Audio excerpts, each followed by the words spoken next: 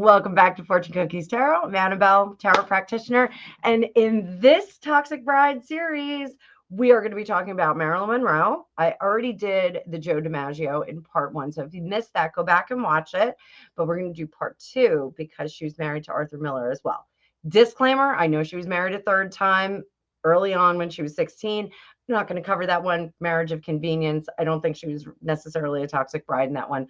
I think we see more toxic bride development as we get older. So as always, thank you so much for being here. Please check and make sure that you're still subscribed. I've been losing subscribers by the dozens since the elections. I don't know if it's because of my election coverage. I don't know if somebody is downvoting my video and making my unactive subscribers disappear, but I'm here for you guys. Please hit that like button, get in there. Let's get some cards going. I hope you're all having an amazing day. So Arthur Miller, as a literature student, I was an English major and a history minor. Of course, I read Arthur Miller. Of course. Why wouldn't I? Very odd pairing with him and Marilyn, but it's not so odd when you do understand that she was a voracious reader and an academic, and Arthur Miller was a hip and happening playwright at the time. So let's see when and if she became a toxic bride. So in this video, I'm going to use the Dark Mansion Tarot. I think that that is an appropriate deck for Arthur Miller. Feels like an Arthur Miller deck. I don't know why. It's kind of steampunk, but it called to me and said, use that one. So at first blush, how did they feel? Here, we're going to look at Arthur. And let's do some fun. We'll do this.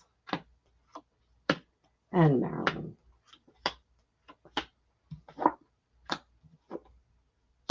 Oh, God, what a jerk.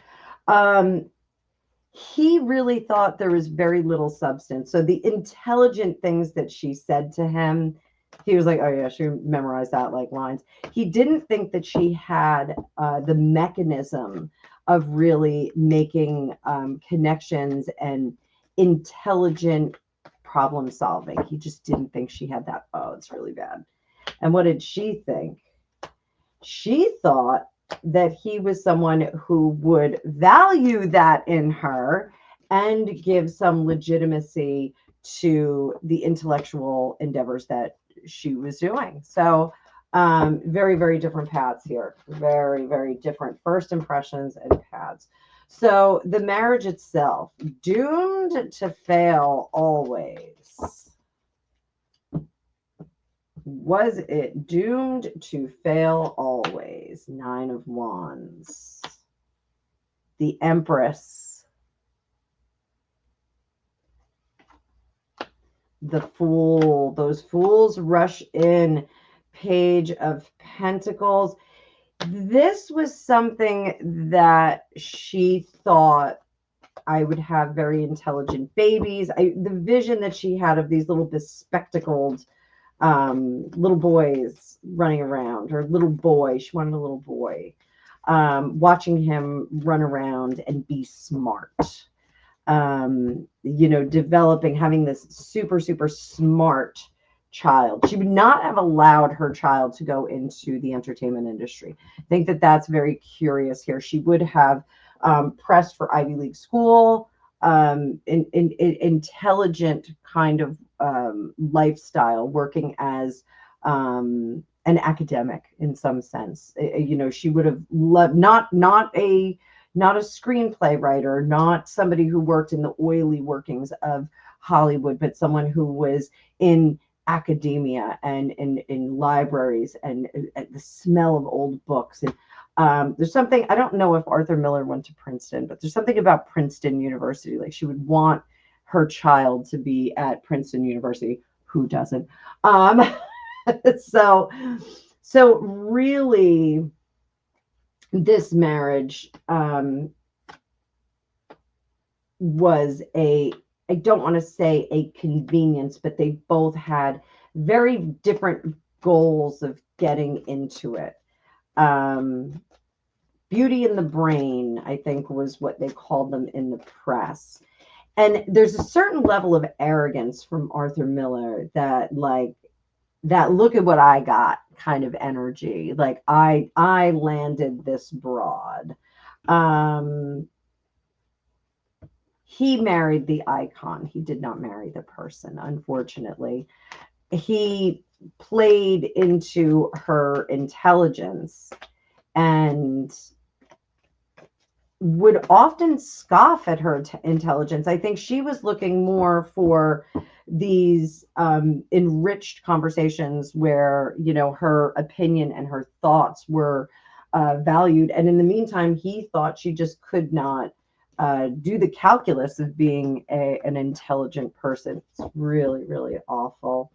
And I think that he did marry her with the intention of always having a divorce option. You know, I don't think, I think she very much was looking for not love, not romance, not sex, you know, and sugar magic. Like, I think she was looking for stability, you know, it's like marry the you know, time 1A with Joe, or 1B. 1A would be with Doherty. No, what was his name? I can't remember his name. Doesn't matter. We're not talking about him in this. But you know, the first time she married for safety, the second time she married for love. There was a certain amount of excitement there. Even though she wasn't uber sexually attracted to him, she eventually did become sexually attracted to Joe DiMaggio. He was a bit of a good dancer in bed. Let's put it that way.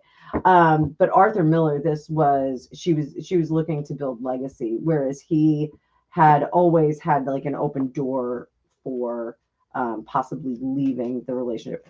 Terrible kind of scope on that. So when did she become toxic? When did she become toxic?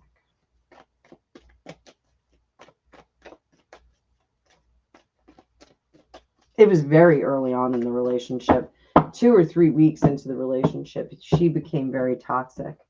10 of Cups.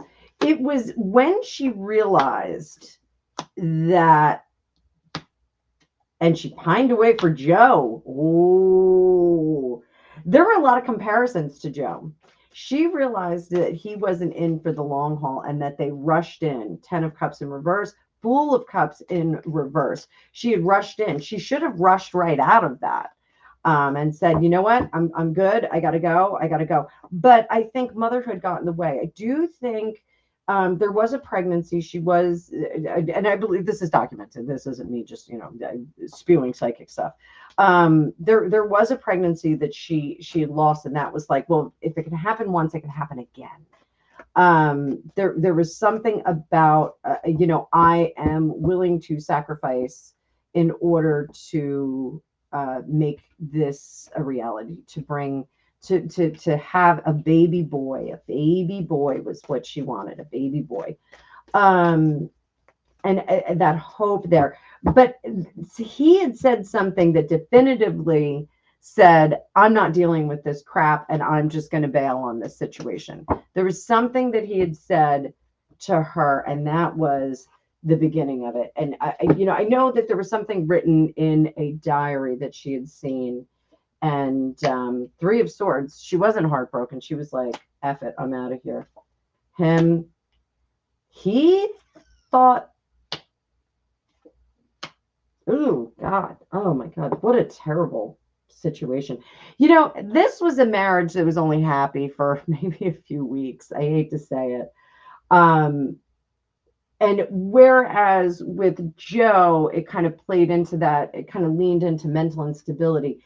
This, she leaned into problem solving a lot more, because that he had presented like, well, you know, she's just a bubble-headed, you know, blonde, and, you know, isn't really, you know, if she thought that Joe was dating up, Arthur Miller thought that she was dating up and would never be able to achieve that level of intelligence, that level of academia that he was. He was a very, very arrogant kind of guy.